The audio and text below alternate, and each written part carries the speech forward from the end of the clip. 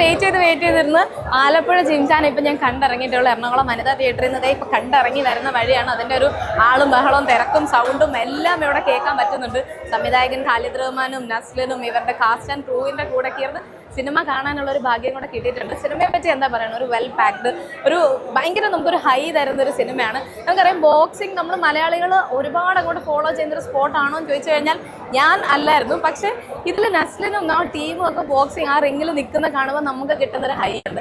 അത് അതിൻ്റെ മേക്കിങ്ങിൻ്റെ ക്വാളിറ്റി ആണെന്ന് എനിക്ക് പറയാൻ പറ്റുള്ളൂ. ഖാലിദ് റഹ്മാൻ അത്ര അടിപൊളിയായിട്ടാണ് ഈ ഒരു സിനിമ എടുത്തു വെച്ചിട്ടുള്ളത്. ഖാലിദ് റഹ്മാൻ്റെ ഒരു ഇൻ്റർവ്യൂവിൽ ഞാൻ കണ്ടിട്ടുണ്ടായിരുന്നു, എപ്പോഴും നസ്ലിൻ്റെ അടുത്ത് ആ ചാം എവിടെ അത് വേണം എന്നിങ്ങനെ പറയുന്നതായിട്ട്. സോ എന്തിനാണ് ഖാലിദ് റഹ്മാൻ അങ്ങനെ ആ ചാം വേണം എന്ന് നസ്ലിൻ്റെ അടുത്ത് വാശി പിടിച്ചതെന്നൊക്കെ സിനിമ കണ്ടു കഴിഞ്ഞപ്പോഴാണ് എനിക്ക് മനസ്സിലായിട്ടുള്ളത്. തുടക്കം തൊട്ട് അവസാനം വരെ നമുക്കൊരു ചിരി വരുന്നുണ്ട്, ഇടയ്ക്കൊരു വിഷമം വരുന്നുണ്ട്, സന്തോഷം വരുന്നുണ്ട്. സിനിമ കണ്ടിറങ്ങുമ്പോൾ നമ്മുടെ മനസ്സ് നിറഞ്ഞു തന്നെയാണ് ഇറങ്ങുന്നത്. തല്ലുമാല പോലത്തെ ഒരു ഇടി പഞ്ച് എഫക്റ്റ് അല്ല നമുക്ക് കിട്ടുന്നത്, പക്ഷെ ഒരു ഫീൽ ഗുഡ് എഫക്റ്റ് ആണെന്നും പറയാൻ പറ്റില്ല.